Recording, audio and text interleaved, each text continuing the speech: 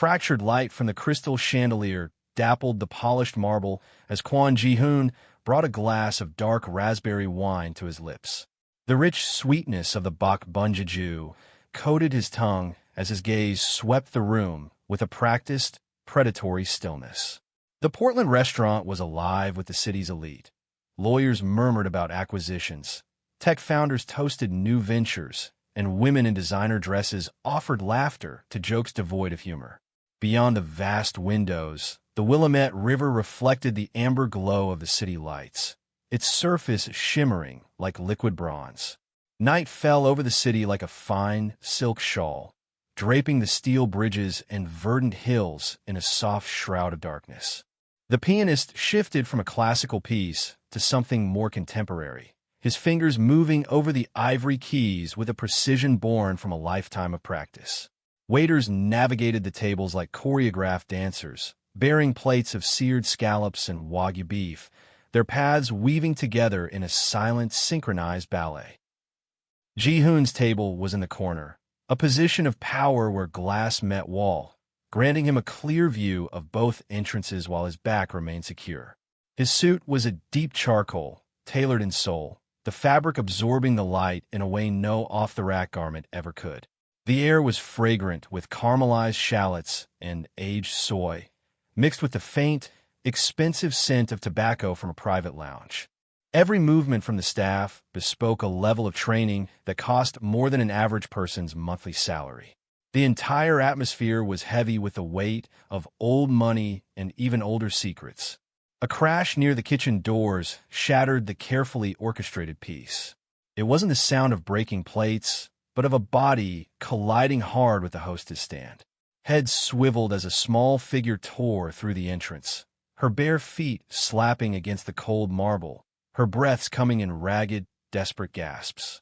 The maitre d' reached for her, his face a mask of professional concern, but she dodged him with the instinct of cornered prey. His polished composure fractured as she evaded his grasp, leaving him clutching at nothing. Hannah Kim was 8 years old, her dark hair a wild tangle around a face flushed with terror and exhaustion. Her school uniform was askew, one knee-high sock on, the other bunched around her ankle. She clutched a battered backpack to her chest like it held the world's last treasure. Restaurant staff began to converge, attempting to intercept her without creating a larger scene, their hands reaching but never connecting as she darted between the tables. A woman adorned in pearls let out a gasp, pulling her handbag closer as if the child's panic were contagion. The pianist's melody hung unfinished in the air, his hands frozen above the keys. A wave of silence spread across the elegant room like falling dominoes.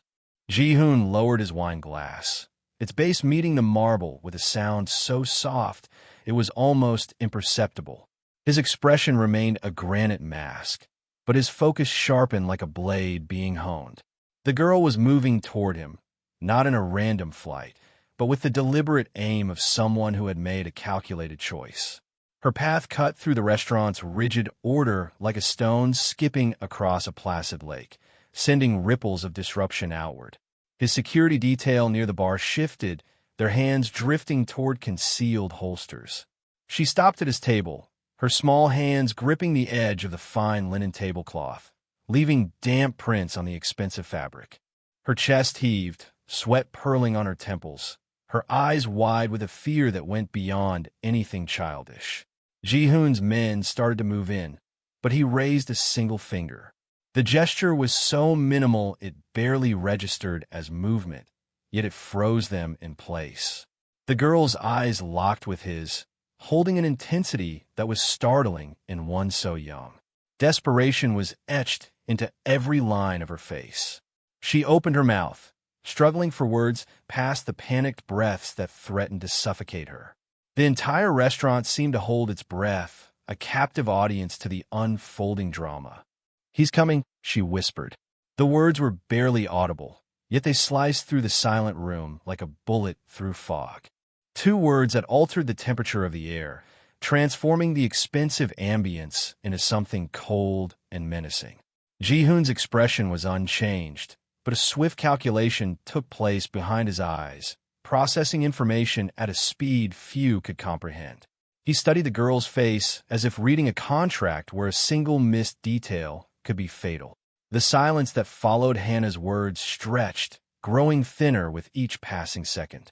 Ji-hoon leaned back, the leather of his chair groaning softly. He steepled his fingers beneath his chin, a posture of contemplation, not alarm. Around them, the other diners resumed their conversations in hushed tones, their pretense of not watching betrayed by their furtive glances. The clinking of silverware against porcelain sounded unnaturally loud in the tense atmosphere. The girl's knuckles were white against the tablecloth, her body trembling with unspent adrenaline. A single bead of sweat traced a path down her temple, vanishing into the rumpled collar of her uniform. Min-jun, Ji-hoon's head of security and a man built like a mountain, approached from the left. His face was carefully neutral, but his hand was poised near the opening of his jacket. He stopped a few feet away, awaiting unspoken orders, reading his employer's body language like a sacred text. "How far behind you?" Ji-hoon's voice was low, meant only for her, devoid of the alarm another man would have shown. His tone was as casual as if he were asking about the weather, but his eyes never stopped moving, cataloging exits, angles, and potential threats. Hannah's mouth worked for a moment before she found her voice, the words emerging raw and thin. "I ran from school. 10 blocks, I think." I didn't look back after Broadway. The detail was telling. She had maintained enough presence of mind in her panic to track her distance, to remember street names, to function while terror clawed at her. Ji-hoon's assessment of her shifted, adjusting for an intelligence far beyond her years.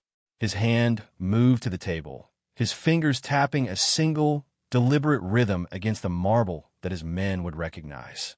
Two waiters immediately changed their paths, moving toward the entrance with trays that were now merely props for their new positions. "Why me?" The question was not an accusation, but a simple inquiry wrapped in careful enunciation. People running from danger did not typically sprint toward Portland's most feared Korean crime boss unless every other door had been slammed shut. Hannah's eyes darted to the entrance, then back to his face, a decision flashing in their depths that seemed to terrify her almost as much as whatever was chasing her. "My mother, she cleans houses on Hawthorne Hill. Mrs. Choi talks about you. She says you are scary, but you are fair." The reference to his housekeeper's gossip network almost drew a smile from him, but he maintained his stoic expression. Information had its own invisible currents in this city, and it seemed his reputation had reached even the children of his staff. "Fair is a matter of perspective," he said, his voice laced with a dark humor that was lost in the moment. "But scary will work for you right now." The front door opened, and a soft chime that was normally background noise now sounded like a siren. Every head in the room turned. A man stepped inside, tall and impeccably dressed in a suit that nearly matched Ji-hoon's in quality. His posture exuded a confidence that came from authority that was rarely, if ever, questioned. His hair was silver at the temples, giving him a distinguished look, and his smile was practiced and warm. He paused, his eyes adjusting to the dim lighting, scanning the room with methodical patience. His gaze passed over the tables until it settled on Hannah's small form. A flicker of relief mixed with irritation crossed his face before it was smoothed over with a mask of concern that never reached his eyes. He started forward, his stride measured, broadcasting an aura of calm authority. Hannah's body went rigid, her breathing quickening into shallow pants. A small, terrified sound escaped her throat. Her fingers released the tablecloth only to seize Ji-hoon's sleeve, twisting the expensive fabric in a desperate grip. The gesture was more eloquent than any words. This wasn't the fear of a child who had run away from school. This was the primal terror of an animal that knew a predator was near. The man's shoes clicked against the marble with a steady, rhythmic beat. His smile widened as he approached, revealing teeth that were unnaturally white, the kind of expensive perfection that looked jarring in the candlelight. "There you are, Hannah." His voice was warm and relieved, pitched for the audience pretending not to listen. "We were all so worried. Your teacher called when you ran off after dismissal." He extended a hand toward her, a gesture meant to look paternal and inviting. The cuff of his suit slid back, revealing an expensive but understated watch. Ji-hoon's eyes tracked the movement, assessing the man as a hunter assesses its prey. He noted the almost imperceptible favor the man gave his left leg, the way his right hand moved more freely than his left, the way his smile was a construct of muscles that had no connection to his eyes. "I'm Kent Ashford, a student counselor at St. Cecilia Academy," the man continued, directing his words to Ji-hoon now, assuming a solidarity between adults. "I do apologize for this disturbance. Hannah has been struggling with some behavioral issues lately." The phrase landed between them like a carefully placed stone, an attempt to control the narrative before any other could form. Hannah's grip on Ji-hoon's sleeve tightened until her knuckles were bone white. She pressed herself backward, as if trying to merge with the chair. Her mouth opened, but fear had stolen her voice. "She's mentioned you?" Ji-hoon's question was quiet and level, directed at the girl, not Ashford. It held no skepticism, only a simple request for confirmation. The girl's head shook violently, her dark hair whipping across her face. She finally found her voice, a whisper that was barely a sound. "Never. I've never seen him at school. Not in the office, not anywhere." Ashford's smile flickered. "I work mostly with the upper grades," he explained, the words coming too quickly, too smoothly.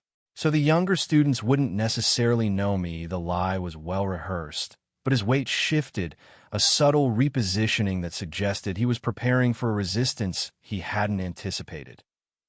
"Somi Lee." Hannah's voice cut through the tension, stronger now, fueled by the desperate knowledge that this might be her only chance. "From 4th grade. She went missing 3 weeks ago." The name dropped into the silence, its implications spreading like ripples in a pond. Ashford's expression cycled through surprise, confusion, and concern, a performance of appropriate reactions. "Somi transferred to a new school," he said, his tone gentle but firm, the voice of an adult correcting a child's fantasy. "Her family moved to Seattle. I handled the paperwork myself." But Hannah was already shaking her head, the words tumbling out of her now as if a dam had burst. "Her backpack, the purple one with the cat pins. I saw it in your car last Tuesday." In the parking lot, the accusation hung in the air, thick and undeniable.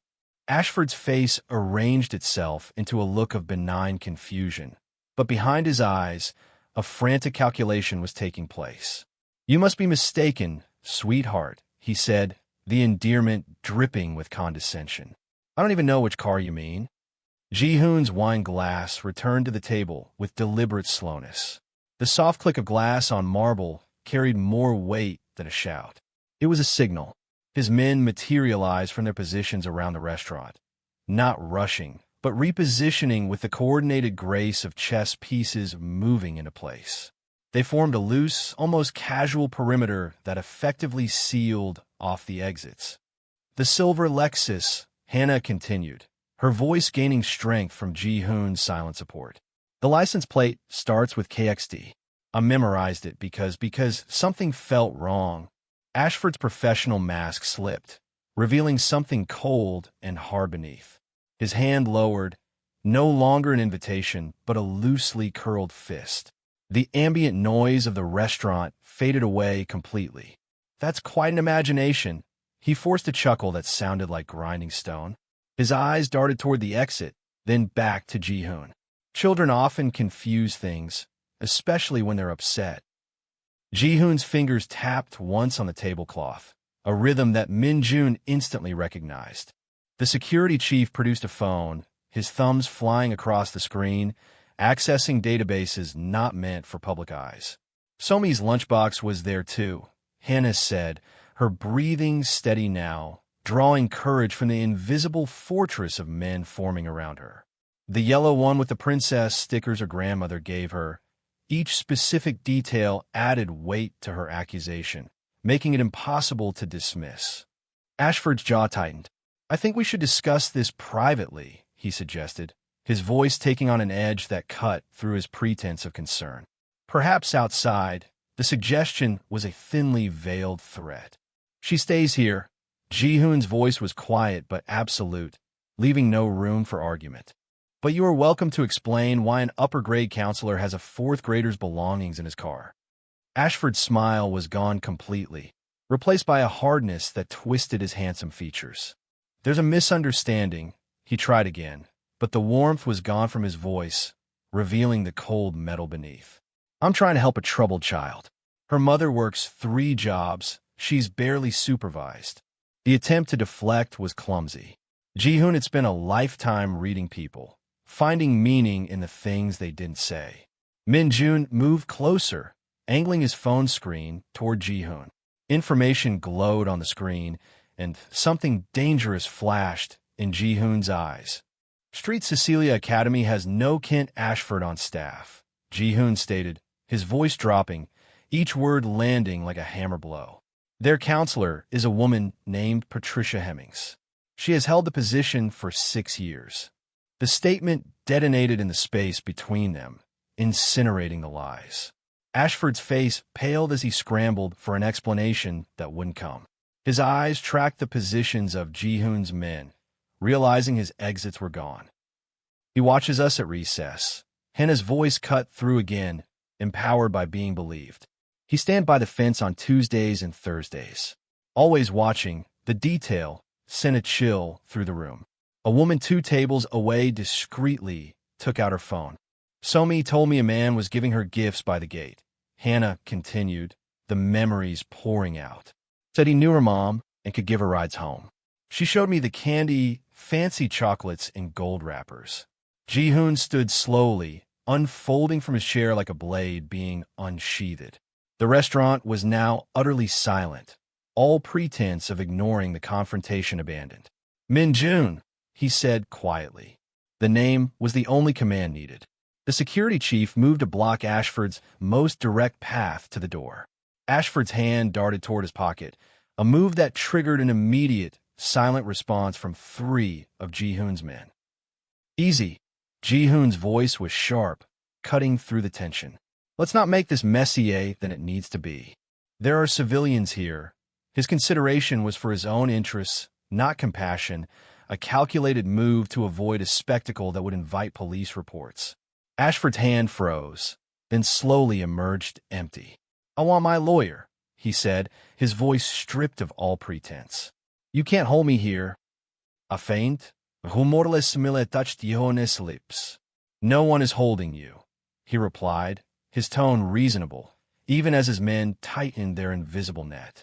But perhaps you'd like to explain why a simple misunderstanding requires legal counsel.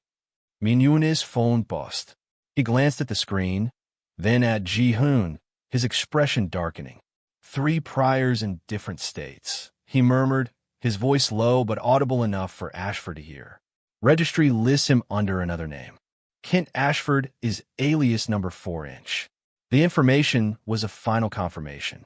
Hannah pressed closer to Ji-hoon, relief and terror warring on her face. Ashford had gone from pale to a sickly gray, the color of a man watching his world crumble. The silver Lexus is registered to a shell company in Beaverton. Min-jun continued, each fact another nail in the coffin. Same company owns a rural property out past Gresham. No close neighbors, the implications hung in the air, heavy and suffocating. The woman with the phone was now speaking into it urgently. Ji-hoon's hand rested briefly on Hannah's shoulder, a fleeting touch that seemed to calm her breathing. You did the right thing, he said softly, speaking to her, not the man whose life was unraveling. Staying silent would have been easier. Easier is not always right. Tears she had been holding back finally spilled from Hannah's eyes, a release of pressure now that she was safe. In a final act of desperation, Ashford lunged, not for the door, but for Hannah. His movement was fast, but no match for men trained for violence. Min-jun intercepted him, a massive hand closing around his wrist, stopping his momentum instantly. His other hand pressed against Ashford's chest, an immovable wall. Poor choice, Min-jun said mildly, his voice conversational despite the implicit violence of his grip. Ashford struggled for a moment, then went limp, recognizing the futility. Sirens wailed in the distance, growing louder, announcing the arrival of an authority that operated in the light. Ji-hoon's face showed no satisfaction, only the calm acceptance of an inevitable collision between his world and theirs.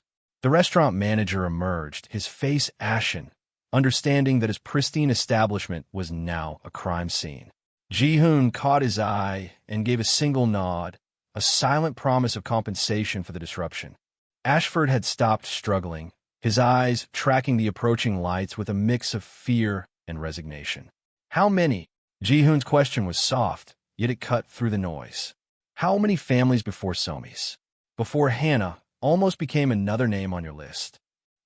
The police vehicles pulled up, their flashing lights painting the room in strobing blues and reds. Officers entered, weapons drawn but lowered, recognizing faces that complicated the simple narrative of heroes and villains.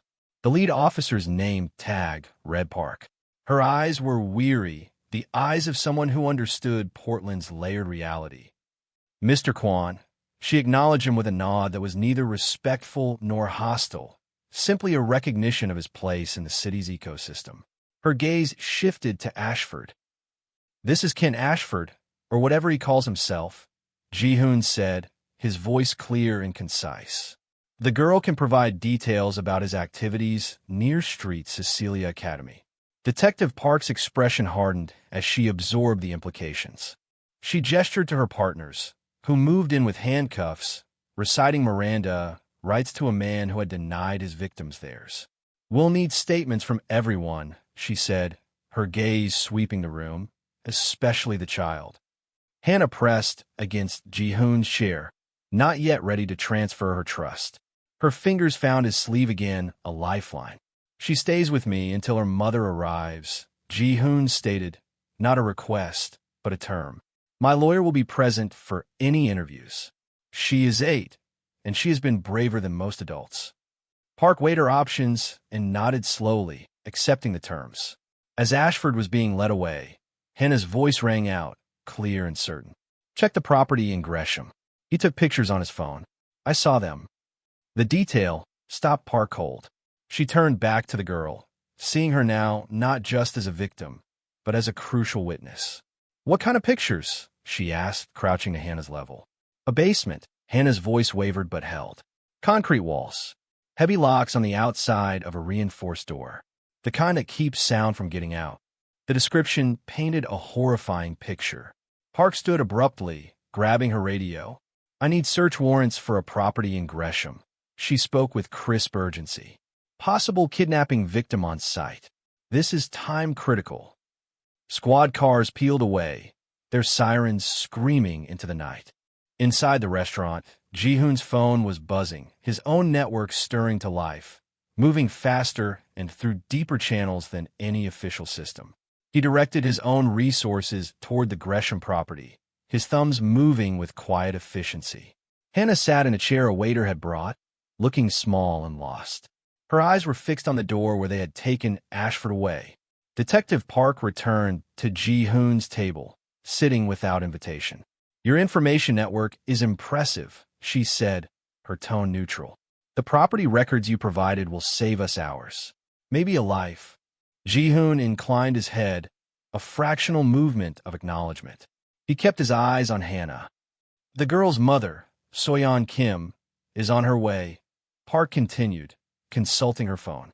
The name settled in Ji-hoon's mind, a detail that had somehow become personally significant. Min-jun reappeared, leaning close to Ji-hoon's ear. "The Gresham property is co-owned by Ashford and a Philip Thorne," he murmured. "Thorne is connected to 3 others with similar records. This isn't a lone wolf." Ji-hoon's mind shifted into strategic mode. His fingers tapped the table, a silent authorization for Min-jun to proceed beyond legal boundaries if necessary. Park's radio crackled, the voice on the other end a mixture of excitement and horror. "We have a survivor. Repeat, we have a living victim on site. Female child, approximately 9 years old." The announcement sent a shockwave through the room. Hannah's head snapped up, hope and terror warring on her face. "Somi," she whispered, "the name of prayer." Park pressed the radio to her ear, her expression shifting from professional calm to something raw and human. She looked at Hannah. "Somi Lee has been recovered alive," she confirmed, her voice thick with emotion. "She's dehydrated, but she's conscious. She's asking for her mother and for a girl who was kind to her at school." Hannah burst into tears, not of fear, but of a relief so profound it shook her small body. Ji-hoon's hand found her shoulder, a steadying pressure. "You saved her," he said quietly, stating a simple fact. "Your courage is the only reason Somi is coming home." Soyeon Kim arrived in a rush of cold air and barely contained panic, her cleaner's uniform a stark contrast to the restaurant's opulence. Her eyes found her daughter with the unerring precision of a mother's instinct. She dropped to her knees beside Hannah's chair, her hands framing her daughter's face, searching for injuries seen and unseen. "Baby, what happened?" Hannah's story tumbled out in broken fragments. Soyeon listened, her expression shifting from disbelief to horror, then to a fierce, painful pride. Detective Park gently explained the situation, confirming that Hannah's bravery had saved another child's life. Soyeon's gaze then found Ji-hoon, recognition and understanding dawning on her face. She knew who he was. Hannah tugged on her mother's sleeve, urging her toward the corner table. She had learned tonight that danger could wear a friendly smile, and protection could wear an expensive suit. Soyeon stood, her spine straight with a dignity that exhaustion couldn't erase, and approached the city's most dangerous man. "Mr. Kwon," she began, her voice steady. "I have no words. My daughter says you protected her when she had nowhere else to turn." "She made a brave choice," Ji-hoon replied, his tone respectful. "You have raised someone remarkable." The compliment, a validation of 1,000 unseen sacrifices, brought tears to Soyeon's eyes. She blinked them back. "If there is ever anything I could do—" Ji-hoon raised a hand, stopping her. His eyes held hers, creating a bubble of privacy in the chaotic room. "Your daughter's safety is sufficient payment," he said quietly. "Though I would appreciate knowing you both arrive home securely. Portland can be unpredictable." The offer was more than simple courtesy. It was an extension of his protection. Weeks later, the full scope of the network Ashford belonged to had been exposed. 17 individuals across 4 states. 23 victims, most of them now safe. Ji-hoon's role remained in the shadows, credited to anonymous tips. Soyeon had received an envelope with 3 months' rent and a business card with a single, untraceable number. She hadn't used it, but she kept it. Hannah still had nightmares, but she was healing, anchored by the love of her mother and the friendship of a girl she had saved. Somi Lee and Hannah Kim were now inseparable, their bond forged in darkness. The accomplices still at large began to disappear. One was arrested. Another was found dead, a ruled suicide. Philip Thorne vanished, as if he had never existed. Justice, it seemed, wore many faces. For weeks after that night, Soyeon found herself walking past the restaurant with Hannah. Ji-hoon was at his corner table, alone. As if sensing her, he looked up, his eyes meeting hers through the glass. He raised his glass slightly, a gesture that was both an acknowledgement and an invitation. Taking a deep breath, Soyeon pushed open the door. They approached his table, and he stood, a courtesy that felt significant. Hannah looked up at him, her eyes holding a wisdom far beyond her years. She understood now that scary and dangerous were not the same as evil. "He's not coming back, is he?" she asked, the question she had carried for weeks. Ji-hoon crouched to her level, meeting her gaze. His expression held the weight of an unbreakable promise. "No," he said, his voice a low, certain rumble. "Some monsters don't come back. And the ones who try to discover that some people don't sleep so that children can." The answer settled something deep inside her. She nodded once, accepting his vow. Behind them, the piano began a soft, measured melody, filling the space with an elegant peace. Outside, the lights of Portland glittered and the river flowed silently toward the sea.